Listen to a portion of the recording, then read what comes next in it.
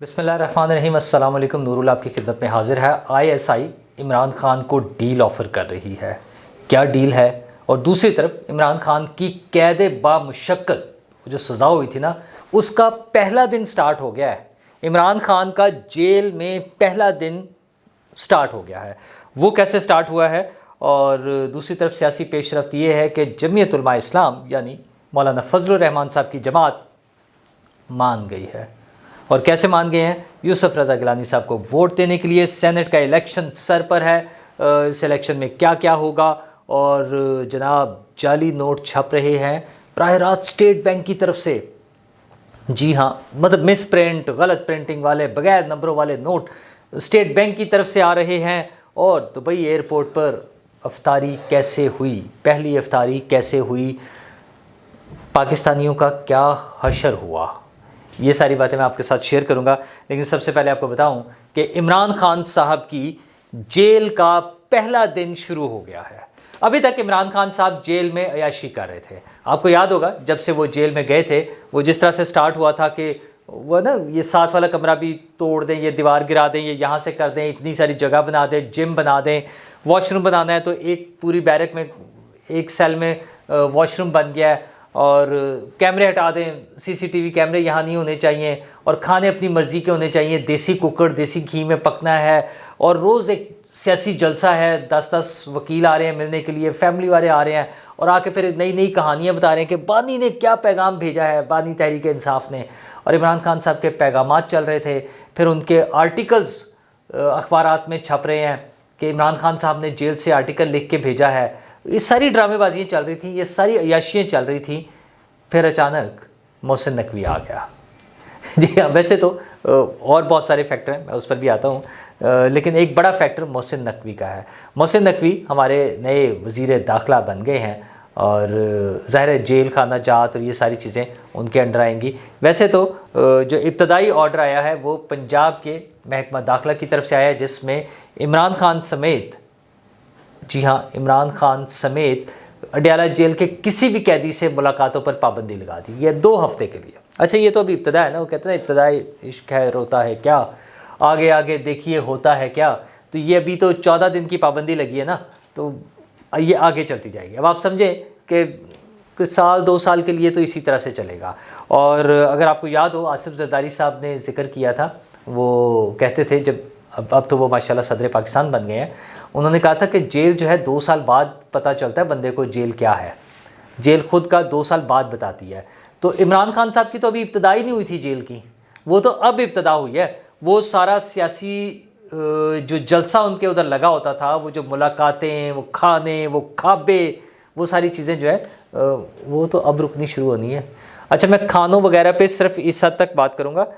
अगर तो कानून में अलाउड है, जितनी चीज़ें अलाउड है वो सारी उनको मिलनी चाहिए, मैं ये समझता हूँ। ठीक है, वो इमरान खान हो या जो मर्ज़ी हो, जिस मर्ज़ी जुर्म का कैदी हो, जो कानून के मुताबिक उसके लिए सहूलियात है वो उसको मिलनी चाहिए। कैद अपनी जगह, अगर हाँ और वो कैद बामुशक्कत है तो उसमें जो उससे मुशक्कत किसी भी एक आम कैदी के लिए या जो भी कैटेगरी वाइज वो डेजिग्नेटेड हैं चीज़ें, वो उसके मुताबिक उससे मुशक्कत भी कराएं आप, उस पर भी मुझे कोई एतराज़ नहीं, लेकिन कानून के मुताबिक होनी चाहिए चीज़ें।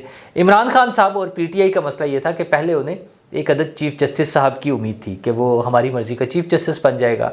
तो वो बनेगा तो बस मतलब काजी साहब जाएंगे और बीच में से वो हमारी मर्ज़ी का चीफ़ जस्टिस आएगा तो फिर हमारी मौजें मौजें। अच्छा, वो चीफ़ जस्टिस साहब की छुट्टी होगी, उसके आसपास के जो जज थे उनकी भी छुट्टी हो गई, वो भी भाग गए सारे। अच्छा, वो गए। उसके बाद उन्हें था कि इलेक्शन में तो कुछ ना कुछ हमें फेवर हो ही जाएगी ना, हमें हुकूमतें मिल जाएंगी, पंजाब हमें मिल जाएगा, वफाक में भी हमारी हुकूमत होगी। कोई सारा मलिया मीट हो गया, सारा प्लान, सारी उम्मीदें जो है ना वो डैश टू ग्राउंड हो गई।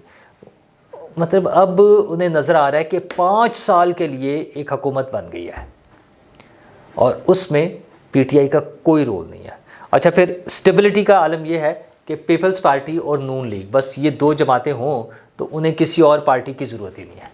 अच्छा, वो दोनों जमातों का इश्तराक इक़्तिदार इस तरह से है कि वो दोनों एक दूसरे के ख़िलाफ़ नहीं जाएंगी मोस्ट प्रॉब्ली। मतलब वैसे तो सियासत जो है वो मुमकिनात का खेल है, उसमें कुछ भी हो सकता है, लेकिन बज़ाहिर नज़र आने वाले हालात में पीपल्स पार्टी और नून लीग एक दूसरे के ख़िलाफ़ नहीं जाएंगे।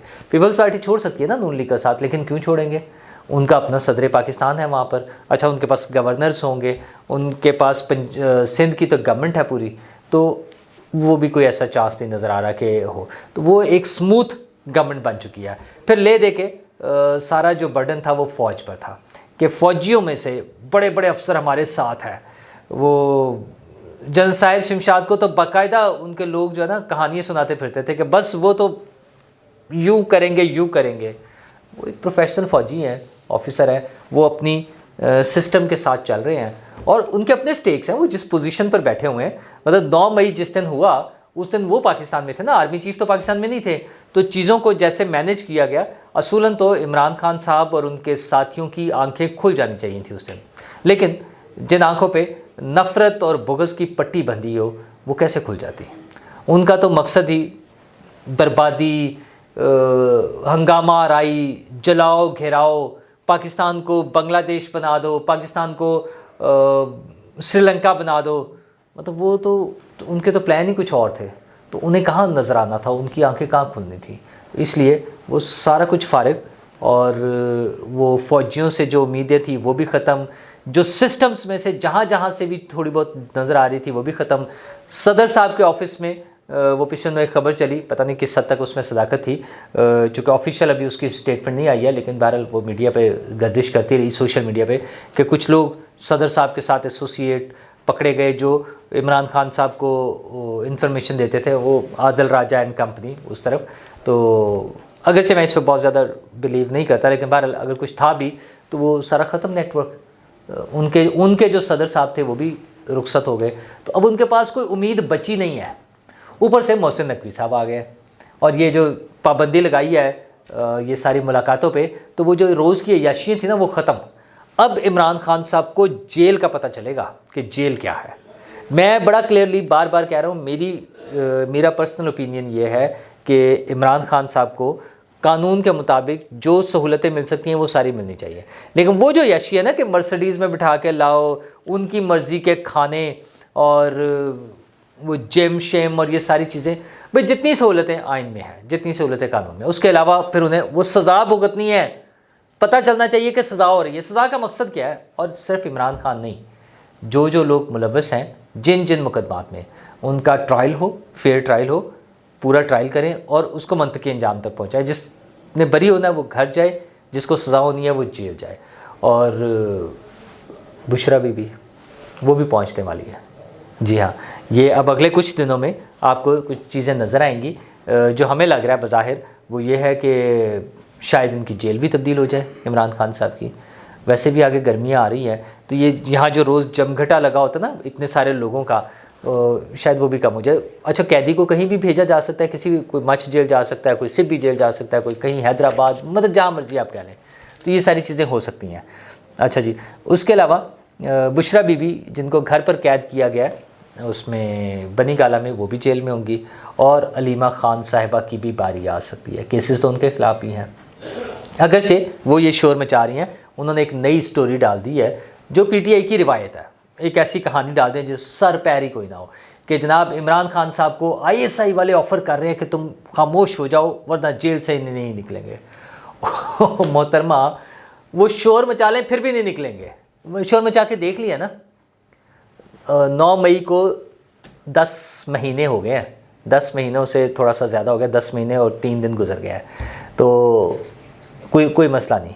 वो जो जितनी सपोर्ट और कुछ होना था ना, वो सारा कुछ कोशिशें करके देख ली आप लोगों ने।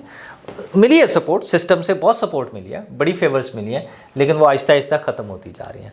और अब आकर जब मैं एक तरफ कह रहा हूँ कि इमरान खान को असल जेल का अब सामना करना पड़ेगा, तो अब ये जो हमें कहानी सुना रहे हैं ना लोगों को, असल में वो अपने क्राउड को, उनको इकट्ठा रखने के लिए, उनको चार्ज अप रखने के लिए, उनको सड़कों पे लाने के लिए, उनसे दोबारा लड़ाई मार कुटाई कराने के लिए वो बता रहे हैं कि आईएसआई वाले हमसे डील करना चाह रहे हैं।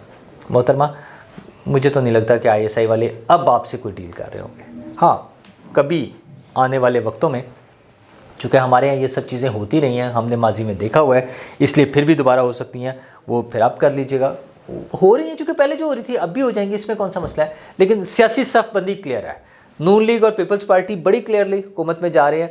अगला मरहला जो उनके लिए एक है जिसमें थोड़ी सी मुश्किल, मतलब वो नंबर्स वैसे पूरे हैं, सेनेट का इलेक्शन और उसके बाद सेनेट के चेयरमैन का इलेक्शन।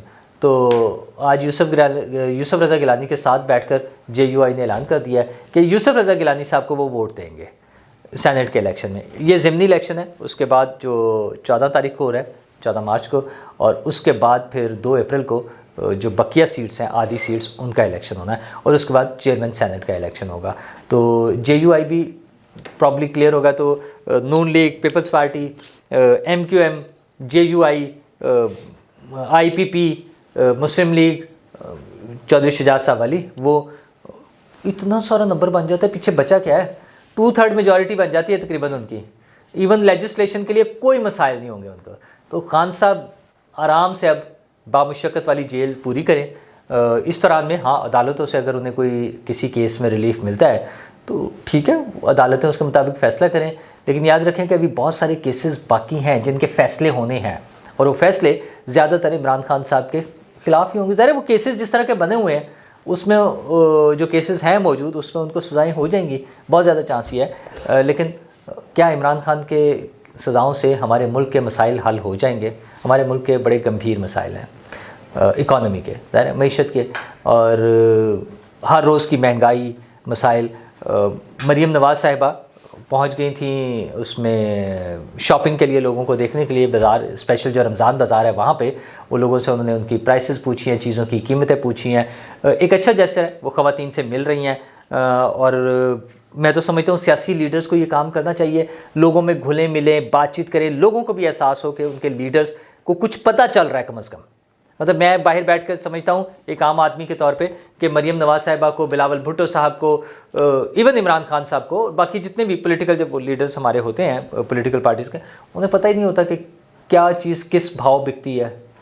तो अगर हमारे लीडर्स इस तरह से करना चाहें तो ये एक अच्छा जेस्चर है। वज़ीर-ए-आज़म साहब भी बयान देते रहते हैं, रमज़ान शुरू हो गया है, इन सब लोगों ने कोशिश करनी चाहिए इन सबको कि ऐसी एफ़र्ट्स करें, ऐसे इक़दाम उठाएं जिससे लोगों की ज़िंदगी आसान हो सके। और नॉट जस्ट दिस 1 मंथ, ये blessed month of Ramzan, but for the rest of the life, जितना भी टाइम है इस हुकूमत का, उन्हें लोगों की सहूलत के लिए, आसानी के लिए, बेहतरी के लिए काम करना चाहिए। ये तो बेसिक चीज़ है। रमज़ान की जब हम बात करते हैं तो कल, आज पाकिस्तान में पहला रोज़ा था, लेकिन कल सऊदी अरब और दुबई में पहला रोज़ा था। हमारे एक दोस्त कल दुबई से पाकिस्तान आ रहे थे PIA की फ़्लाइट पर, और फ़्लाइट थी PK 204। PK2 ये वो आइटनरी है, टिकट का पार्ट है जिसमें दुबई से लाहौर की फ़्लाइट थी, और ये दोपहर 2:30 बजे की दुबई से रवानगी थी। उसके हिसाब से ज़ाहिर तमाम पैसेंजर्स 12 बजे, मैक्सिमम 12:30 बजे तक वहाँ पहुँच गए थे। उन्हें बोर्डिंग एरिया में ले जाके बिठा दिया गया, और उसके बाद ना PIA का पता था, ना PIA का जहाज़ का, ना PK 204 का। और करते कराते 4 बजे के बाद इनको बोर्डिंग एरिया में ले जाया गया। 2:30 बजे की फ़्लाइट थी, याद रखें। 4 बजे के बाद इनको बोर्डिंग एरिया में ले जाया गया, बोर्डिंग गेट पर, और इन्हें कहा गया कि अब आपकी फ़्लाइट का टाइम है। और वो फ़्लाइट जो 2:30 बजे चलनी थी वो 9 बजे चली फिर। लेकिन इस दौरान में ज़ाहिर अफ्तारी का टाइम भी हो गया। वहाँ पे PIA का कोई फ़र्द मौजूद नहीं था जो 8 बजे वहाँ के टाइम के मुताबिक रात को 8 बजे के बाद आए। सब लोगों से पूछकर, वहाँ की लोकल अथॉरिटी से जिससे भी पूछें, उनका कहना ये था कि PIA वालों से हमारा कोई राब्ता नहीं है। अच्छा, हम भी यहाँ परेशान थे, राब्ता नहीं हो रहा था, फ़ोन बंद था, एयरपोर्ट पे प्रॉब्लम सिग्नल्स का इशू था। हमारे अपने दोस्त से इसी तरह ज़ाहिर है बाकी लोग भी परेशान होंगे। तो यहाँ पर जब PIA से इंक्वायरी से पता किया गया तो उन्होंने कहा हमें कुछ नहीं पता उस फ़्लाइट का, और वहाँ पर जो PIA के लोग हैं उनसे हमारा राब्ता नहीं हो रहा। अच्छा, PIA का स्टेशन हर स्टेशन पे वैसे तो मौजूद है, इंटरनेशनल पर भी, और उन स्टेशंस पर भी PIA का स्टाफ मौजूद है जहाँ पर कई सालों से PIA के ऑपरेशंस बंद हैं, इंक्लूडिंग पेरिस एयरपोर्ट। अच्छा, मैं उस पर बाद में आता हूँ, फिर किसी वक्त उस पर बात करेंगे। लेकिन दुबई में जहाँ पे फ़्लाइट्स रेगुलरली जा रही हैं, PIA का स्टाफ दोपहर 12 बजे से, जब हमारे मुसाफिर पहुँच गए थे पाकिस्तानी, रात 8 बजे तक कोई बंदा मौजूद नहीं था। इस दौरान में अफ्तारी का टाइम हुआ। इस सारे पीरियड में 6 घंटे जो वहाँ गुजरे 8 बजे तक, जब तक वो स्टाफ आया, और अफ्तारी का टाइम भी हो गया, किसी को कोई पानी पिलाने के लिए, खाना देने के लिए, अफ्तारी देने के लिए कोई बंदा मौजूद नहीं था। अच्छा, वहाँ बहुत से लोग वहाँ मज़दूर होते हैं बेचारे, आपको अंदाज़ा है, जो मेहनत मजदूरी कर रहे हैं, वो बड़ी मुश्किल से अपना टिकट अरेंज करके आते हैं, और समटाइम्स उनके पास कैश नहीं होता। वो सब वहाँ परेशान थे। एक बुज़ुर्ग आदमी ने बाकायदा परेशानी का इजहार करते हुए तो वो तकरीबन रोने वाले हुए थे। उन्होंने कहा मेरे पास कोई कैश नहीं है, मैं तो जा रहा था, मेरा ख्याल था जहाज़ में अफ्तारी मिल जाएगी या मैं लाहौर पहुंच के कर लूँगा, तो ये मसला ही नहीं था, मेरे पास पैसे नहीं है। तो 2-3 पाकिस्तानियों ने ये एफ़र्ट की कि वहाँ मुख्तलिफ आसपास से जाके वो कुछ सैंडविचेस, बर्गर, जूसेस, कुछ पानी की बोतलें वो ला के वहाँ लोगों को दी। ज़ाहिर सब लोग तो नहीं था ज़रूरतमंद इस तरह से कि जो उनके पास नहीं था, कुछ लोगों ने खुद जाके बाय किया। 3 पाकिस्तानी कम से कम ऐसे थे जिन्होंने ज़्यादा लोगों के लिए ये अरेंज किया। लेकिन पाकिस्तानी अथॉरिटीज़ यानी PIA के हुकाम वहाँ पर कोई नहीं था। और 8 बजे के बाद वो आए और फिर 9 बजे के बाद वो फ़्लाइट वहाँ से चली और रात को पाकिस्तानी वक्त के मुताबिक ज़ाहिर 3 घंटे बाद यानी यहाँ पे तकरीबन 1 बजे के बाद यहाँ पर पहुँची। और ये हालात है, लाजवाब और बाकमाल सर्विस। ठीक है, ये PIA का हाल है। ठीक है, हमें पता है डूब रहा है, प्राइवेटाइज भी होना, सारा कुछ होना है, लेकिन वो जो इतना सारा स्टाफ वहाँ पर मौजूद है जो तनख्वाहें ले रहा है, आज की तारीख तक जो लोग तनख्वाहें ले रहे हैं वो अपना काम करते हुए कहाँ चले जाते हैं, मुझे ये नहीं समझ आती। और यहाँ पर भी बैठे हुए जो बड़े बड़े अफसरान हैं, वो उनमें से कोई पूछने को क्यों नहीं तैयार उनको कि भाई आपकी ड्यूटी है। वो अगर 2:30 बजे की फ़्लाइट टाइम था जो वहाँ पे डिस्प्ले हो रहा था, जब लोग पहुँचे हैं, तो वो वहाँ पर स्टाफ क्यों नहीं है? कोई नहीं पूछने वाला। अब नई हुकूमत आ गई है, कम से कम इन्हें किसी को पूछ लेना चाहिए कि भाई कोई जवाब दो, ये क्यों पाकिस्तानियों को परेशानी में मुब्तला करते हो, क्यों पाकिस्तानियों के लिए बदनामी का बाइस बन रहे हो? कौन पूछे? ये तो बड़े मामला था, यहाँ तो और ये अनोखी चीज़ें चल रही हैं। हर महकमे का यही हाल है। चले ये तो डूबते वाला महकमा ना, जिसको कह रहे हैं बहुत डिफ़ॉल्ट हो रहा है, पैसे लग रहे हैं, है नहीं हमारे पास। स्टेट बैंक का यही आलम है। कराची में नए नोट 1000 वाले जो आए हैं उनमें मिस प्रिंटिंग हुई है और एक साइड पे नंबर्स ही नहीं लगे हुए। और वो जब ब्रांच में आए हैं, एक शहरी ने जिसने वो नोट लिए, कॉपीज़ लिए नए नोटों की, उसने कंप्लेंट की तो 2 नोट मिस प्रिंट थे। और उसके बाद मैनेजर का कहना यह है कि इस तरह की जो नई कॉपियाँ आई थी, हमें नहीं पता कितने लोग ले गए और कितने लोगों के पास चले गए हैं। ये हाल है हमारे स्टेट बैंक का। स्टेट बैंक से आने वाले नए नोट मिस प्रिंट हुए में कोई परेशानी नहीं है क्योंकि उन लोगों के वो जो जिम्मेदार हैं वो कहीं और मसरूफ़ होंगे। देखें ना, जिस तरह PIA वालों को वहाँ पे जो दुबई में है, मुसाफिर रुल गए हैं, फ़्लाइट चल रही है, नहीं चल रही, क्यों नहीं चल रही, कौन बताएगा, किसको बताएगा, किसी को क्या फ़िक्र। वो पता नहीं कहीं अपने अफ्तारी पर गए होंगे, कोई मैच देख रहे होंगे, कोई गेम खेल रहे होंगे, कोई पार्टी अटेंड कर रहे होंगे, कोई सो रहे होंगे घर में, कुछ ना कुछ तो कर रहे होंगे ना। लोग रुल जाए तो कोई बात नहीं है ना, ख्वार हो जाएँ। तो इसी तरह स्टेट बैंक को क्या फ़र्क पड़ता है, ऑटोनमस बॉडी है, मज़े कर रहे हैं, बहुत सारी आज़ादी भी मिल गई है, कोई पूछने वाला नहीं है, तो लोगों के पास जाली नोट चले जाएंगे तो क्या हो जाएगा? एक एक कॉपी में 2-2, 4-4 हज़ार का ही फ़र्क पड़ेगा ना। तो लोगों को हौसला करना चाहिए, सब्र करना चाहिए, क्योंकि कोई ज़िम्मेदार नहीं है, कोई पूछने वाला नहीं है। मुझे उम्मीद है कि नई हुकूमत के लोग जो हैं वो इन मामलात को जो बज़ाहिर छोटे लगते हैं इनको रोकें, ताकि जो बज़ाहिर छोटे नज़र आने वाली ख़राबियाँ आज पकड़ी जाएंगी तो कल को बड़ी ख़राबियाँ ना हों। शुक्रिया।